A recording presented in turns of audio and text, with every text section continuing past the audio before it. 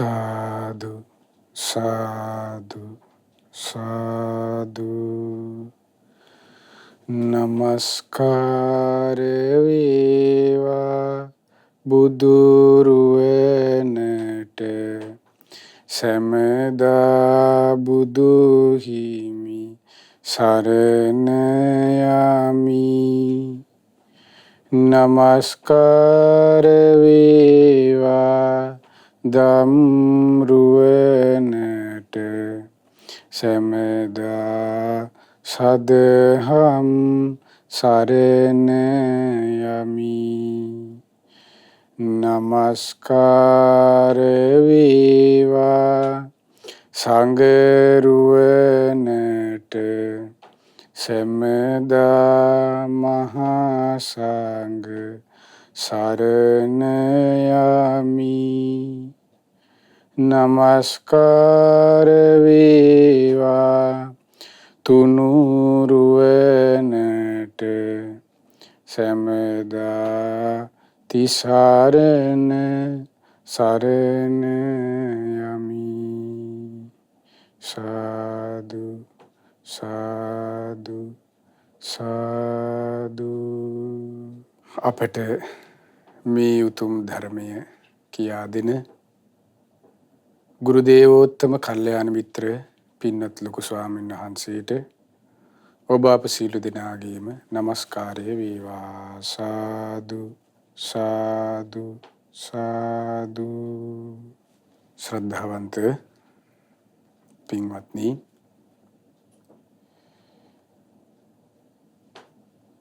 අපි හැමෝම දන්න කාරණාවක් තමයි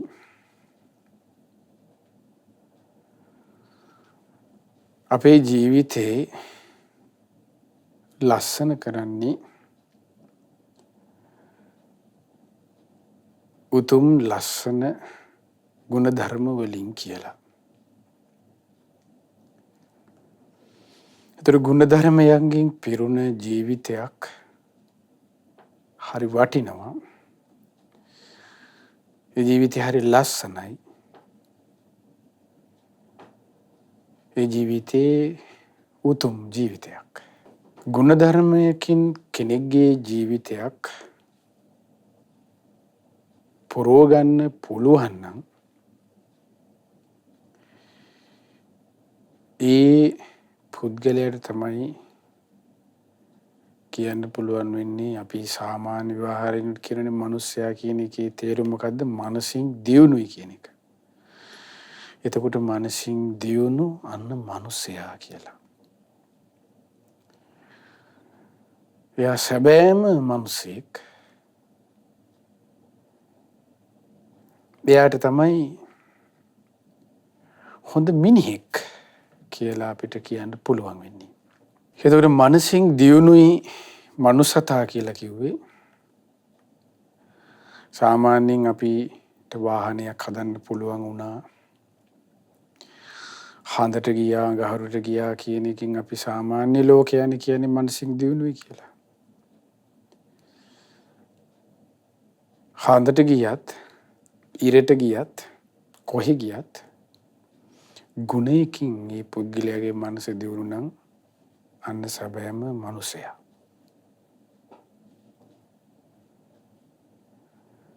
ගුණයකින් දියුණු නැති හිතක් තියෙන කෙනෙකුට අපිට සැබෑම මනුස්සයෙක් ඒ කෙනා කියලා අපිට එයාව හඳුනන්න බෑ.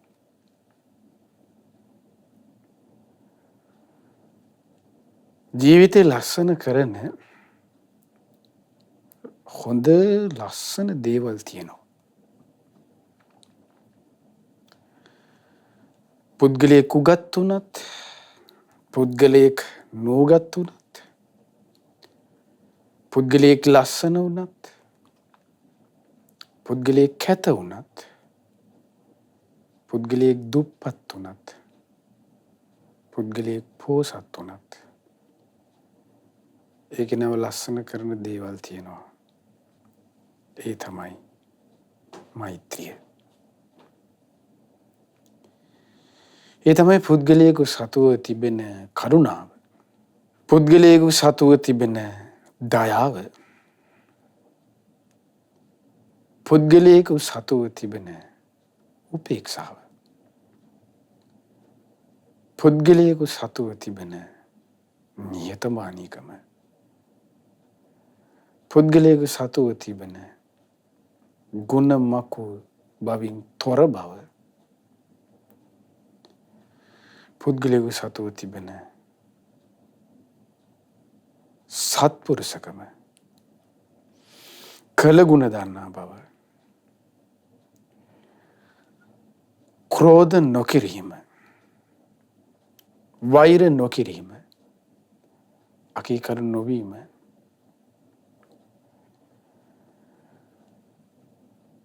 ඒ දේවල් පුද්ගලයෙක් හරි ලස්සන කරනවා. ඔහුගේ වර්ණයෙන් ඔහුගේ පැහැයෙන් අපි සාමාන්‍ය ලෝකයා ලස්සනයි කිව්වට වර්ණේ පැහැ ලස්සන අය ඕන තරම් ඉන්නවා.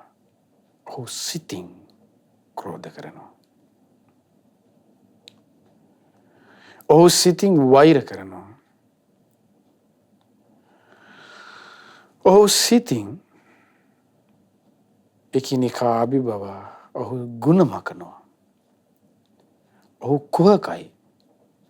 ඔහු වංචනිකයි. ඔහු කපටි.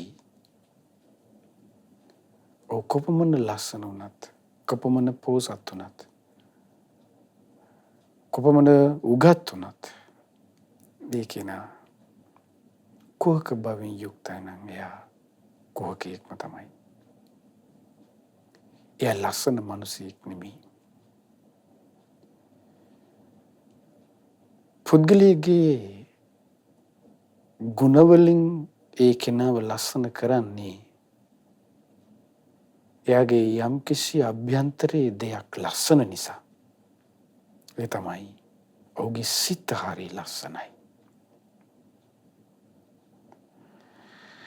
එයාගේ චිත්තය, එයාගේ සිතුවිලි, එයාගේ සිත, එයාගේ මනස ලස්සනයි නම් අන්න එයාගේ ඒ මනසෙන් ඒ සිතුවිලි ධාරාව ඔස්සේ එන ක්‍රියාවත් ලස්සනයි.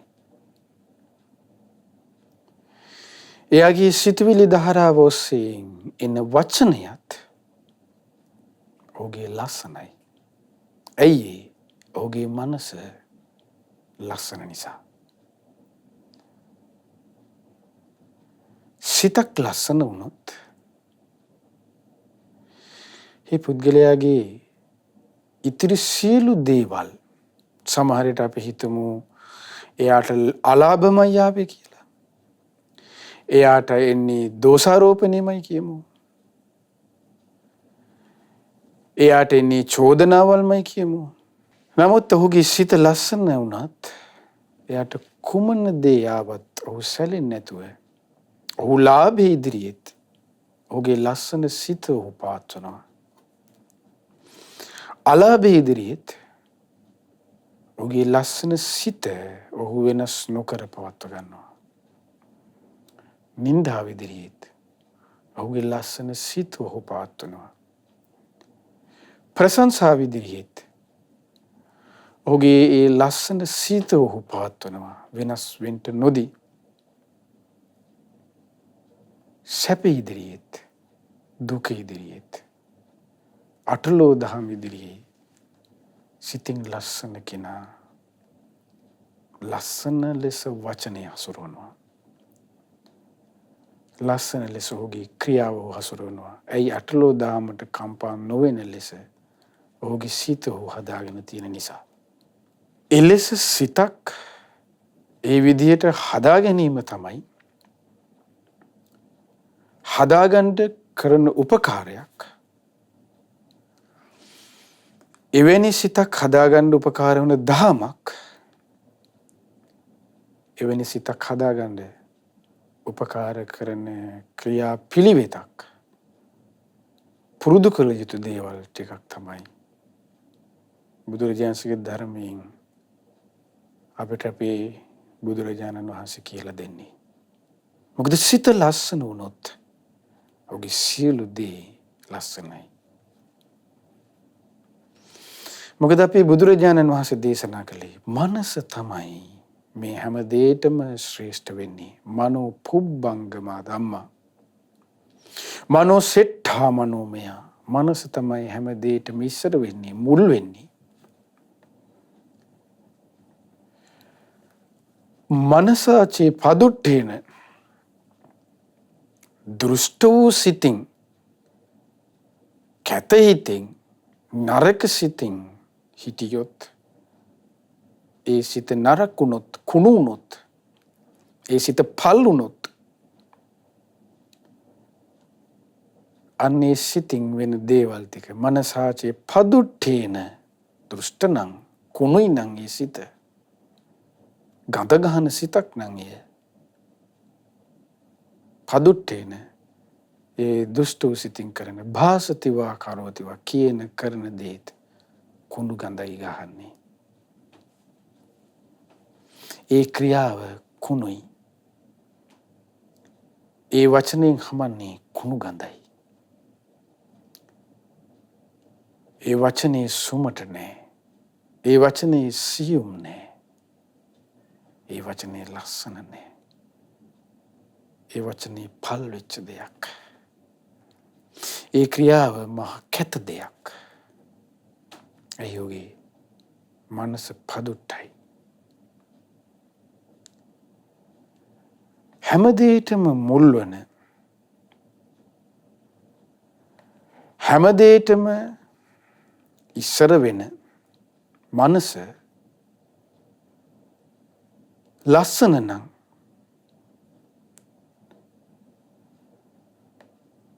අන්නේ ලස්සන වූ සිතින් එන දේවලුත් මේ මුල් කරගෙන එන වචනයත් හරි ලස්සනයි. ඒ ක්‍රියාවත් හරි ලස්සනයි.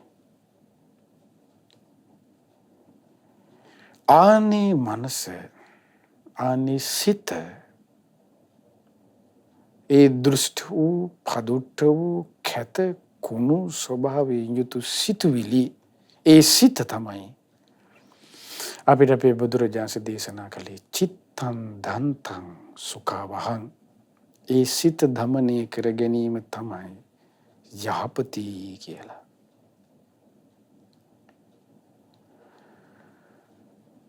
ඒ සිත දමනය කර ගැනීම තමයි ඔබ අප හැම දිනාටම මරණාසන්න මොහොත දක්වාම තිබෙන්නේ.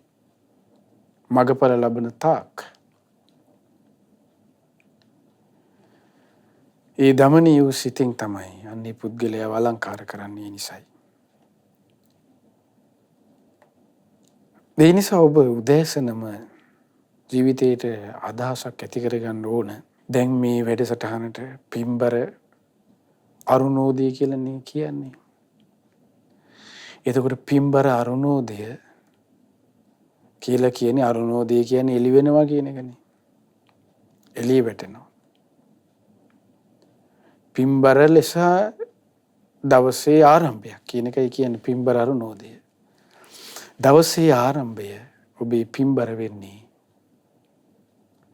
යහපත් සිතුවිලි පැවැත්මෙන් නම්, යහපත් කායික ක්‍රියාවලින් නම්, යහපත් වාචික ක්‍රියාවලින් නම් අන්න එය පින්බර අරුණෝදයක් වෙයි.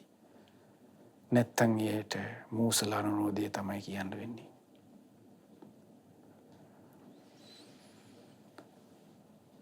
උදේම අධිෂ්ඨාන කරගන්න ජීවිතේ අද දවස පුරාවට මං මගේ සිත දමනය කරගන්න උත්සාහ කරනවා කියලා. අපිට නොයෙක් දේවල් අපි නැගිට ගමන් අපිට ඊළඟට යන්න තියෙන අපිට සමාජයට. ඔබට මුහුණ දෙන්න වෙන සමාජයේදී ඔබට සමහරට දවසේ විවිධ අය, විවිධ පුද්ගලයන්, විවිධ කාරණාවන් වලට ඔබට මුහුණ දෙන්න වෙනවා. ඒ නිසා ඔබට ඔබ උදේ සනින්ම ඇති කරගස්තා වූ අධිෂ්ඨානය ඔබ හැම වෙලේම නිරන්තරයෙන්ම පවත්වන්න ඕනේ. ඒ කියන්නේ දවසේ හැම වෙලෙම නිතර මගේ සිත මම යහපත් ලෙස පවත්වනවා කියන කරුණ ඔබ මුමුණන්න ඕන.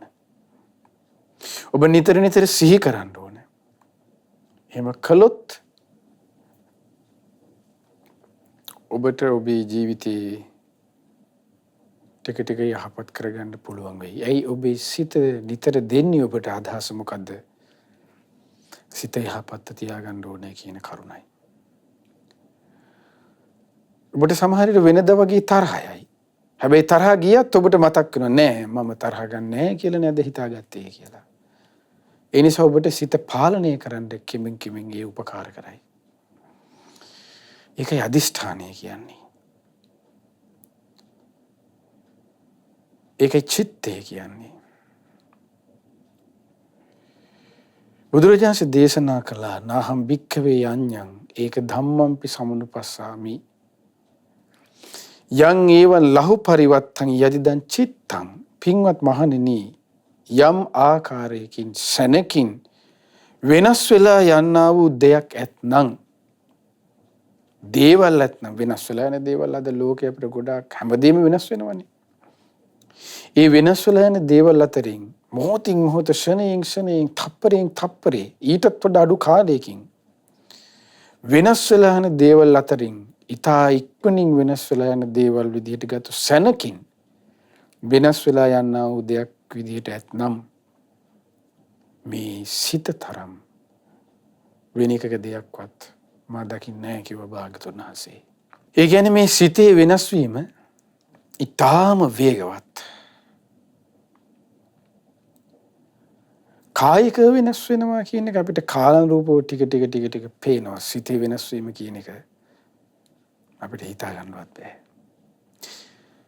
ඒ බුදුරජාණන් වහන්සේ දේශනා කළාන හරි ලස්සන උපමාවකින් කොහොමද වඳුරෙක් අත්ෙන් අත්තට පැන යනවා වගේ. ඒ වඳුර මේ ඇත්ත අතහැරලා ඊළඟ අත්තට පයින්නවා. ඊළඟ අත්ත අතහැරලා ඊළඟ අත්තට පයින්නවා. ඒ වගේම තව ලස්සන උපමාවක් ඔබට මතකද බුදුරජාණන් දේශනා කළා කොහොමද? අර ධම්මපදේ ලස්සන ගදවාරිදෝ තලේ කිත්තෝ ගොඩ දාපු මාළුවා වගේ. ඒ ගොඩ දාපු පන පිටින් ගොඩ දාපු මාළුවා කොහොමද හෙට්ට මෙහෙට්ට ගසනවා පනිනවා. ඒ වගේ තමයි කිව්වා අපේ සිතත් විවිධ අරමුණු ඔස්සේ දුවනවා. ඒ දුවන සිත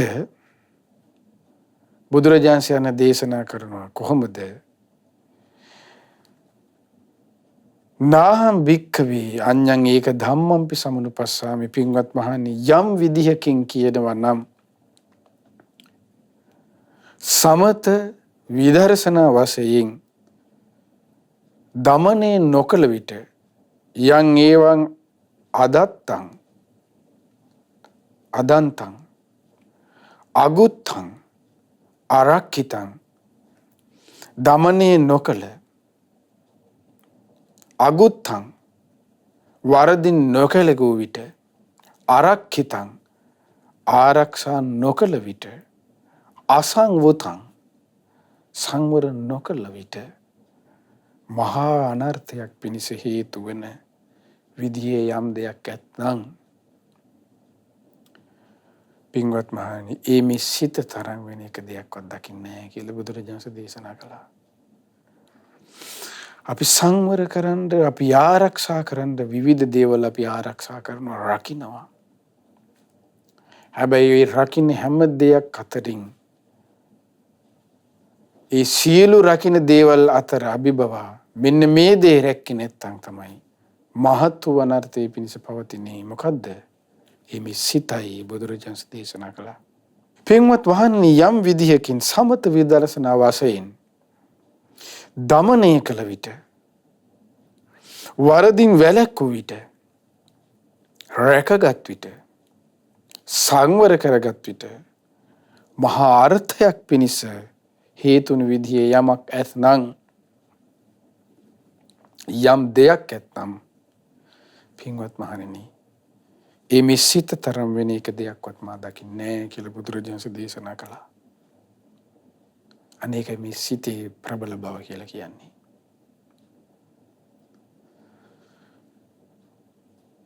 ගුණවතුන්ට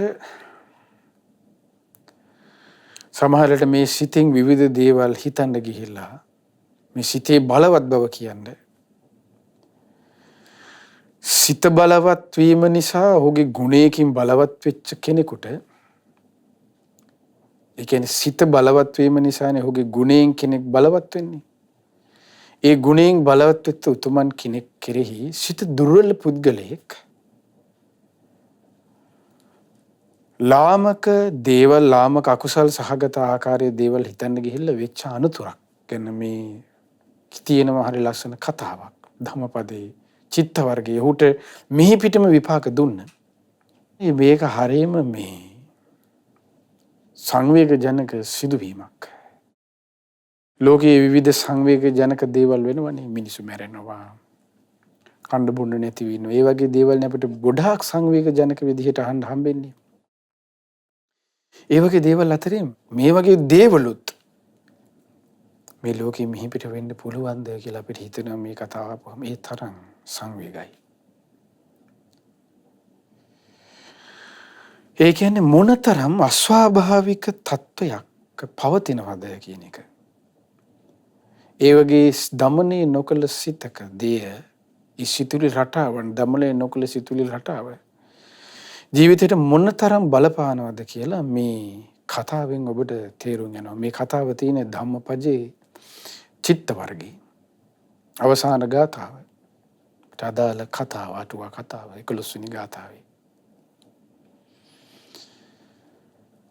මේකෙන් තේරෙන්නේ මේ සිත මෙතරම් දරුණු විදිහට දරුණුද කියලා අපිට පුදුම හිතුන අපේ මේ සිතුවිලි හිතන හැටි වලින්. මේ සිතෙන් වෙන දේවල් වලින්. හැබැයි ඒ සිතම ඒ දරුණු විදිහට සිතුවිලි පවත්වන්න උපකාර වෙන සිතම යහපතට දෙවොත් මේ තරම්ම ශ්‍රේෂ්ඨත්වයක් ඇති කරගන්න උපකාර වෙනවද කියලත් මේ කතාවෙන් ඒ දෙවිදිහම හරි ලස්සනට තේරුම් යනවා. ඒ තමයි හරි දඹදිව තිබුණ නගරයක් සෝරෙය්‍ය කියලා. මේ නගරේ හිටියා සෝරෙය්‍ය කියලා තරුණ සිටුවරයෙක්. මහා ධනස්කන්ධයක් තිබ්බ පුදුම ධනයක් ඒ සිටුතුමාට තිබ්බේ. දිනක් මේ සෝරෙය්‍ය සිටුවරයා තමගේ යාළුවොත් එක්ක දැන් අපිත් යනවනේ සමහර යාළුවොත් එක්ක ඔය එහෙම නාන්න කරන්න පොඩි පික්නික් යනවනේ. ඒ වගේ මේ සිටුවරයාත් මොකද කළේ යාළුවොත් එක්ක එදා ගියා පොඩි ගමනක් ට්‍රිප් එකක්. හැබැයි මෙයාලා ගියේ නාන්න. දැන් යාළුවොත් එක්ක නාන්න යනකොට ඒ ගමනක් යන්න පිටත් වුණා. ඒ යන අතරමඟ අතිශයින්ම ලස්සන සෝභමාන රන්වන් ශරීරයක් තියෙන භික්ෂුන් වහන්සේ නමක් මේ සෝරෙය්‍ය සිටුතුමා දැක්කා. ඒ වෙන කවුරුත් නෙමෙයි තරම් ලස්සන ඒ භික්ෂුන් වහන්සේ කවුරුත් නෙමෙයි ඒ අපේ මහා කච්චායන මහරහතන් වහන්සේ දැක්කේ. දැන් රහතන් වහන්සේ කියන්නේ සිත දමනය කළපු සිත සංවර කළපු ගුණයෙන් උතුමන් වහන්සේ නමක්. ගුණයෙන් වැඩුණු ගුණයෙන් පරිපූර්ණ. එතකොට දැකපු භික්ෂුන් වහන්සේ උන්වහන්සේ රහතන් වහන්සේ නමක් කියලා මේ සෝරෙය්‍ය සිටුතුමා මේ සෝරෙය්‍ය තරුණයා දන්නේ. මේ සිටුතුමා මේ තරුණයා මොකද මේ කච්චායන මහරහතන් වහන්සේගේ මේ මන මෝහිනීය කියන්නේ මනස මෝහනය කරන ඒ තරම් ලස්සන ඒ රූප විලාසී ඒ රූප කාය දැකලා මෙයා වශී වුණා. දැන් ගමන නවත්තලා බලාගෙන ඉන්නවා මේ රහතන් වහන්සේ දිහා. දැන් මේ කෙනා මේ සෝරෙය්‍ය තරුණයා ඇස් නොපියලිලා බලාගෙන ඉන්නවා. දැන් බලාගෙන සිටියොත් දැන් වෙන අයට වගේ මෙයා දැන් බලාගෙන ඉන්නකොට වෙනනම් සාමාන්‍ය මිනිස්සෙකුට ගුණවන්ත කෙනෙකුට නම් සාමාන්‍ය හරි ගුණයක් තියෙනවා නම් ඒට මත් අනේ මේ ඍතුමන්නාසේ කොච්චර ලස්සනද අනේ කියලා බලන් ඉන්නකොට හිතෙන්නේ අනේ මේ සංඝ පරපුර සුපටිපන්නයි යෝජපටිපන්නයි කියලා ශ්‍රද්ධාවනේ මතුවෙන්න ඕනේ. පොත්තේ පාට අනේ මෙච්චර ලස්සනයි කියලා නෙමෙයි හිතෙන්නේ. සංඝයේ ගුණනේ මතක් වෙන්න ඕනේ ශ්‍රද්ධාවන්ත චරිතයට. එතකොට මෙයාට හිතුනේ පොත්තේ පාටයි ශ්‍රද්ධාව මතුුනේ. ඊට හාත්පසින් ශ්‍රද්ධාව මතුවෙන්නේ නැතුව ඊට හාත්පසින් වෙනත් දෙයක් මේ තරුණයාගේ සිතේ මතුුනේ අර රහතන් වහන්සේ කෙරෙහි. මහා ලාමක මහා අකුසලයක් හිතේ හටගත්තා. මොකද්ද? රාගය. ඒ රහතන් වහන්සේගේ ඒ රූපකාය දිහා දැකලා ඒ කෙනාට පවිත්‍ර සිතුවිලි හටගත්තා. රාගය හට අරගෙන හිතෙනවා ෂා පුදුමාකාර ලස්සනන්නේ. මෙයාගේ මේ සිරුර රන්වන් පාටයි. අතපය වාස්තු කළා වගේ හරි ලස්සනයි. අනේ මේ ලස්සන රන්වන් සිරුරෙන් ඉන්න මේ තරුණ භික්ෂුව මගේ බිරිඳ වුණා නම් මේ රන්වන් ශරීරයේ තියෙන මේ භික්ෂුව මේ තරුණ භික්ෂුව ගේ මේ රන්වන් සිරුර මගේ බිරිඳට ලැබුණා නම් කියලා මේ සෝරේය සිටුවරයාට මේ සෝරේය තරුණයාට අර වගේ පහත් අදහසක් ලාමක රාගයක් හිතේ හටගත්තා. රාතන් වහන්සේ ගැන හට අරගෙන දැන් රාගයෙන් දෙවි මේ විදිහට හුස්ම නොහෙලා මේ ඇස් කඩාගෙන බලාගෙන ඉන්නවා. දිව එළියට දාගෙන කෙල හලාගෙන දැන් බලන් ඉන්නවා. රාගයෙන් මුසපත් වෙලා රහතන් වහන්සේ දිහා ජරා දාසිත හිත. ඒකයි පින්වත්නි මේ සිත හරි පුදුමාකාරයි කියන්නේ. ඒ විදිහට කලබුණු සිතින් රාග සිතින් ඒ විදිහට හිත ඉන්නකොට මේ සෝරේය තරුණයාට මේ පිරිමි කොල්ලට එකපාරම දැනෙනවා ඇඟ නිකන් නලියලා වෙනස් වෙලා එනවා වගේ මොකද්ද එකක් වෙනවා ඇඟට.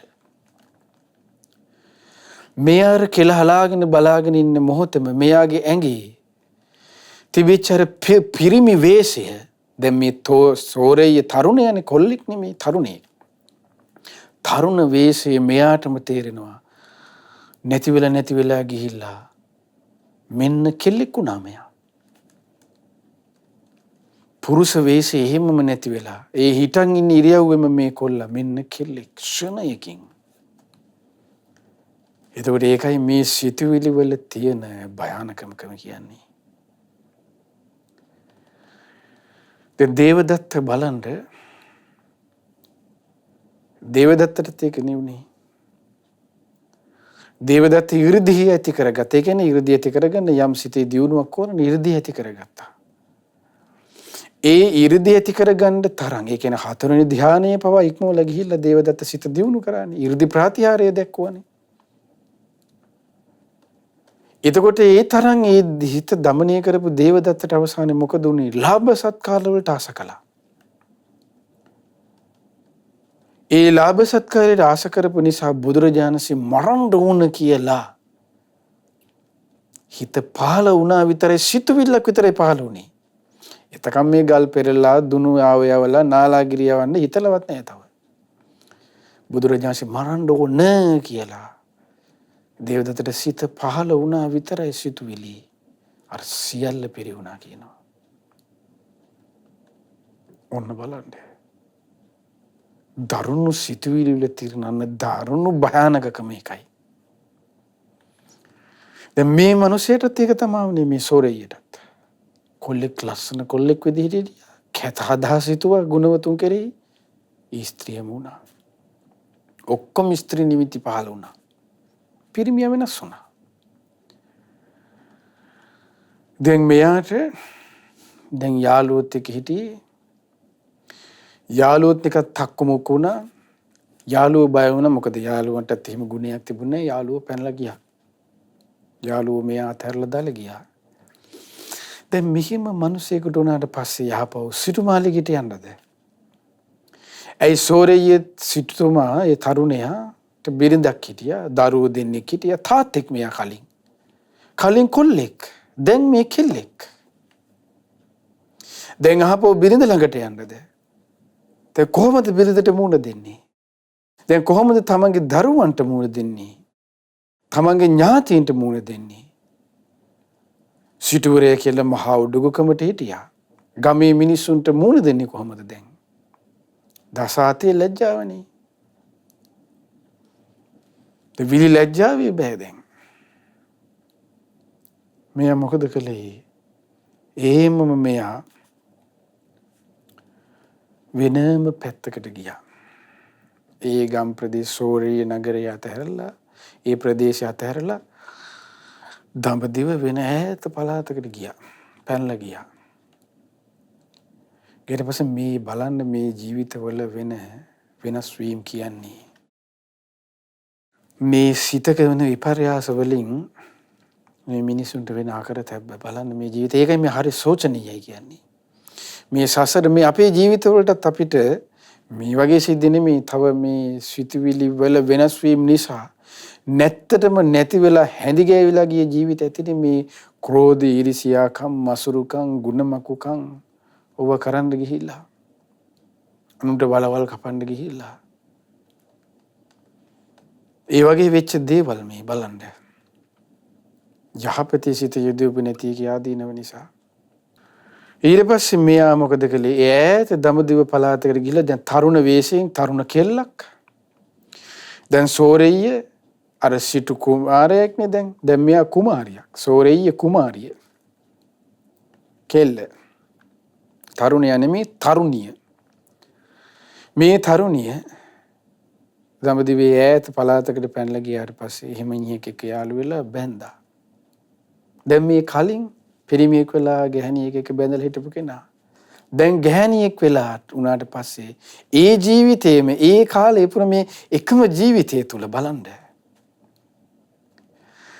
ස්ත්‍රියක් වුණා බැඳා. බැඳට පස්සේ කලින් පියෙක්, දරුවන් දෙදෙනෙකුගේ පියෙක්. දැන් මේ ජීවිතේ දරුවන් දෙදෙනෙකුගේම මවක් වුණා.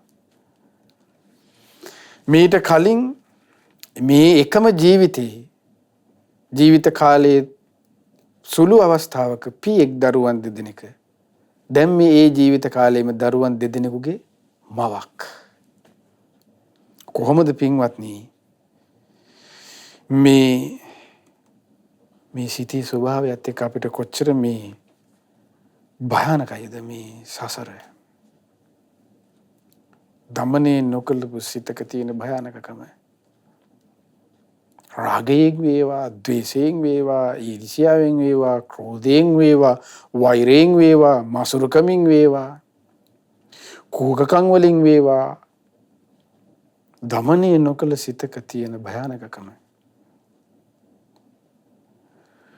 ඊට පස්සේ මෙයා ඔහම දැන් අම්මෙක් දැන් මෙයා ඔහම ටික කාලයක් ඉන්නකොට මෙයාගේ මිනිහයාට කිව්වා විච්ච සැබෑ සිද්ධිය. මෙහෙම රහතන් වහන්සේ නමක් වෙන්න ඕනේ. මෙහෙම වුණා. මෙහෙම වෙලා මම මේ අසවල් ප්‍රදේශේ මේ කතාව ඔක්කොම කිව්වා. අර බැඳපු කොල්ලට මහා අනුකම්පාවක් ඇති වුණා. අනේ මේ මම මගේම කොල්ලෙක් නෙමෙයි කලින්.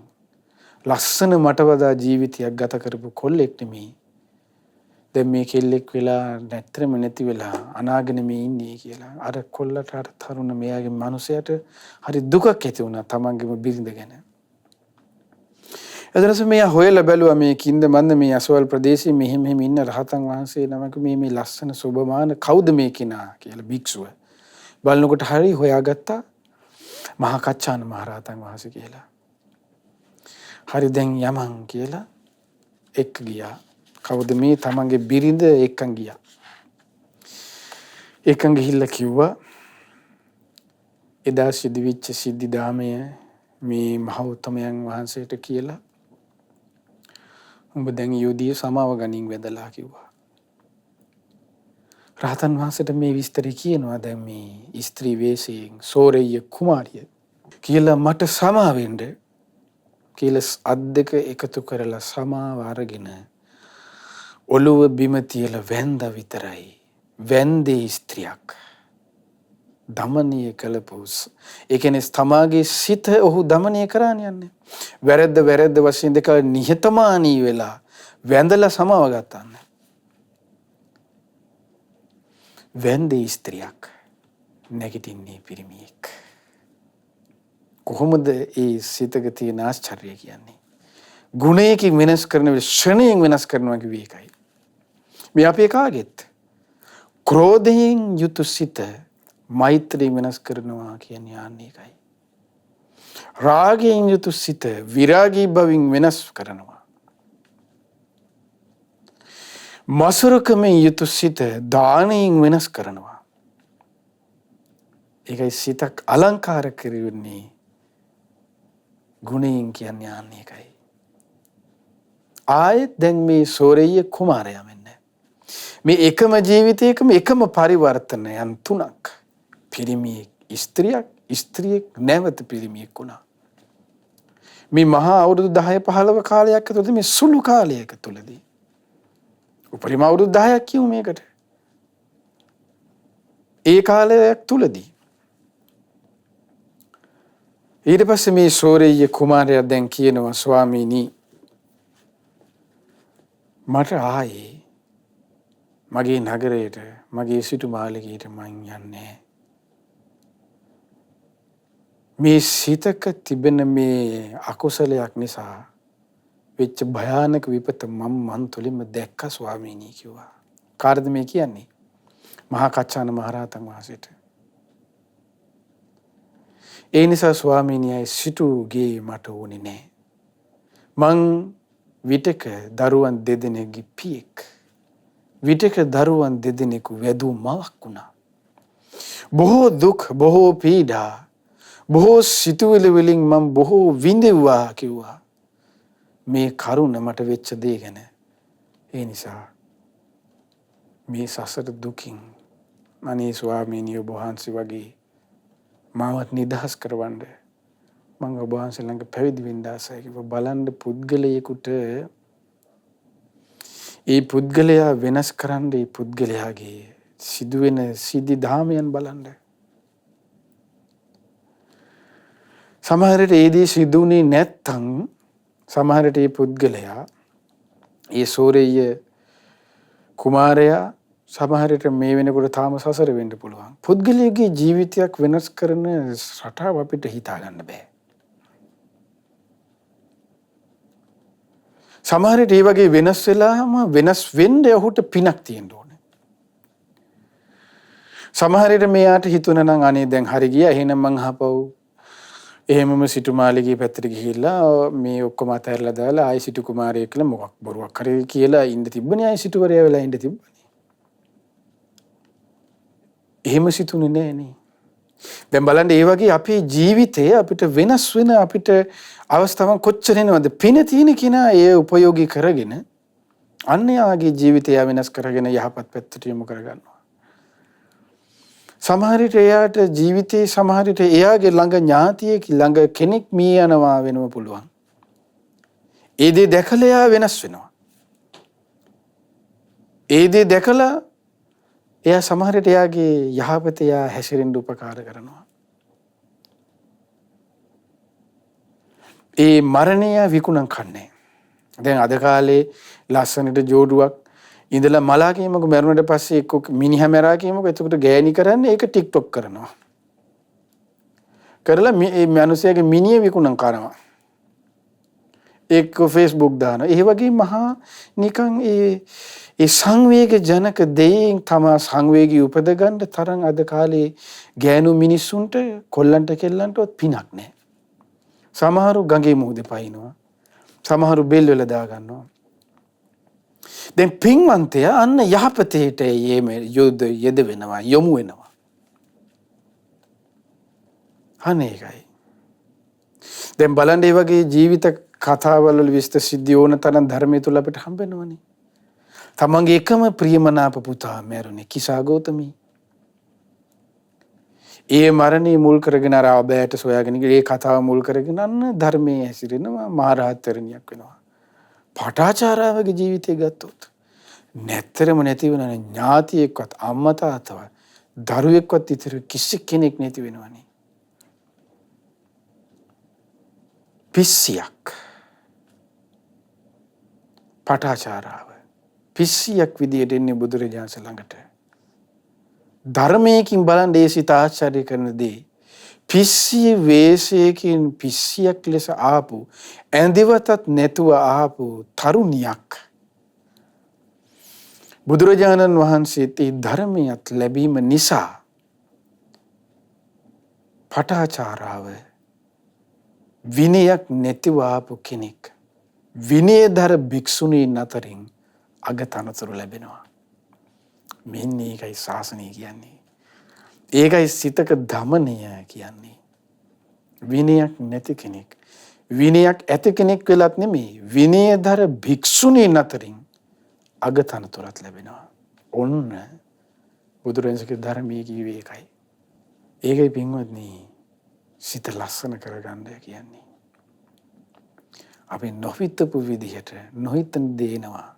අපිට අත්ත් විපත්ති තමාට විපත්ති එනවා.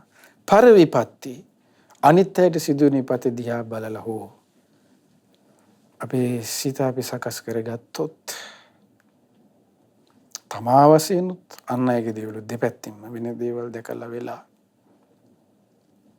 ඒ සිත දමනය කරගත්තොත් යම් දවසක ඒ සිත යහපත් සිතක් බවට පත්වලා ඒ කායික ක්‍රියාව වාචික ක්‍රියාව යහපත් දෙයින් යෙදුවීමෙන් හේතුවෙන් ඔහු උතුම්ම වූ යහපත් පුද්ගලයෙක් බවට ඒ කෙනාපත් වෙනවා.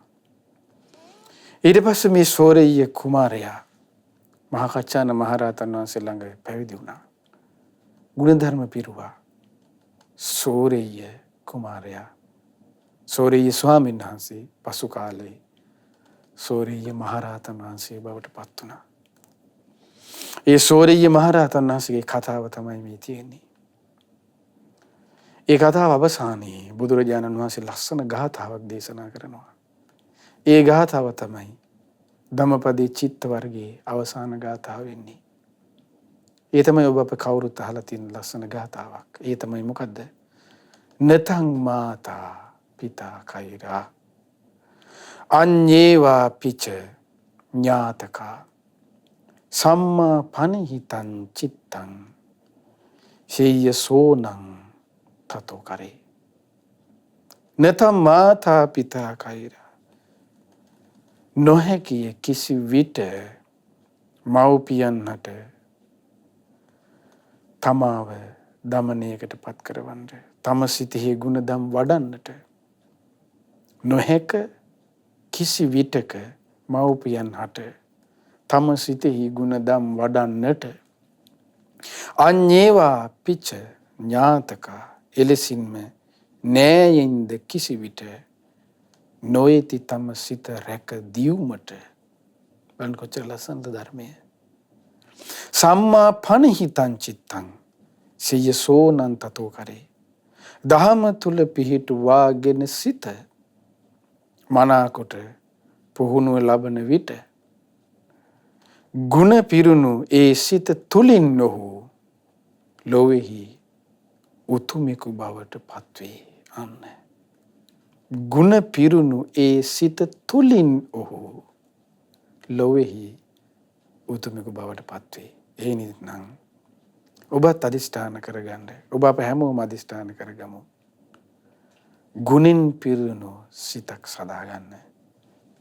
ගුණෙන් පිරුණු සිතකින් යුතු වුණොත් යම් දවසක උතුම් කෙනෙක් බවට ඔබ අප හැමතෙම පත්වීමේ දුර්ලභ ලාභය උදා වේ. ඉතින් ඒ නිසා ගුණෙන් පිරුණු සිතක් ඇති කරගන්න ඔබ අප හැම දිනාටම ශක්තිය ධෛර්යය වාසනාව සැලසේවා. තුනුරන්ගේ ආශිර්වාදය දෙවියන්ගේ ආරක්ෂාව රැකවරණය සැලසේවා. බාධා කරදර දුරු වේවා. ගුණෙන් පිරුණු සිතක් සදාගන්න හැකියාව ඔබ අප හැම දිනාට මේ පිණි සත්‍ය අනුභවයේද ඒකාන්තයෙන්ම සැලසේවා. සාදු සාදු සාදු.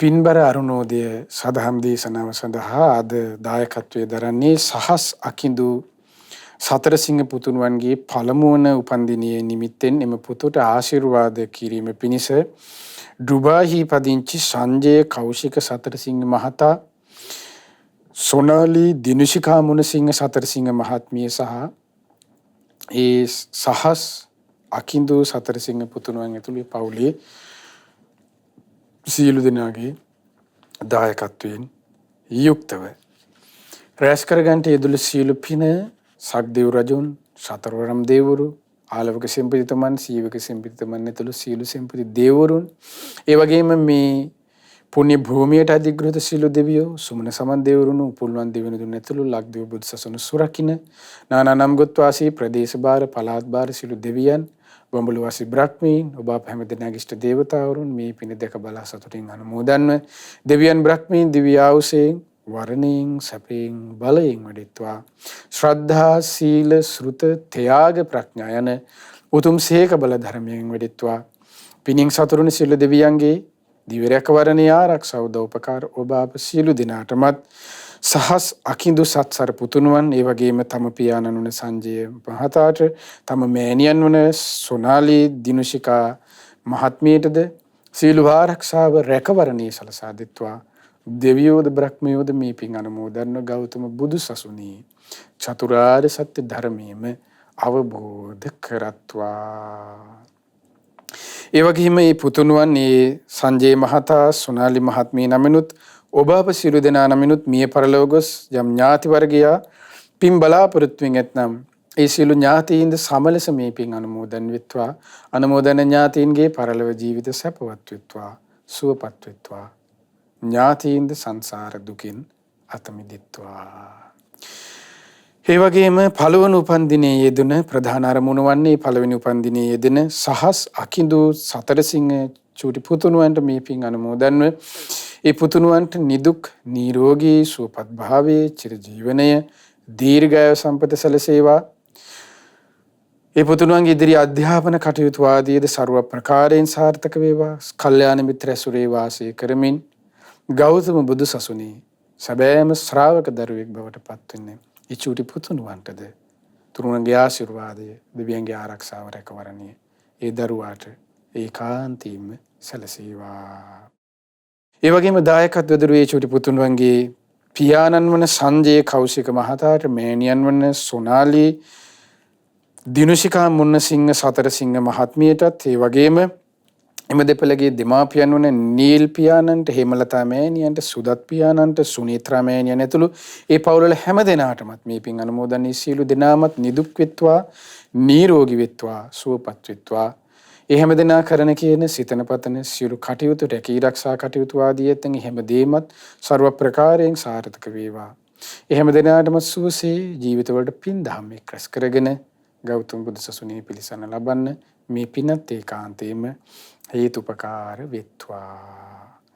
ඒ වගේම අප ගුරු දේවෝත්තම පින්වත් ලොකු ස්වාමින් වහන්සේට මේ පින් අනුමෝදන් ගුරු දෙවිඳුන්ටද නිදුක් නිරෝගී සුවපත් භාවය චිරජීවනය දීර්ඝායු සම්පත සැලසේවා.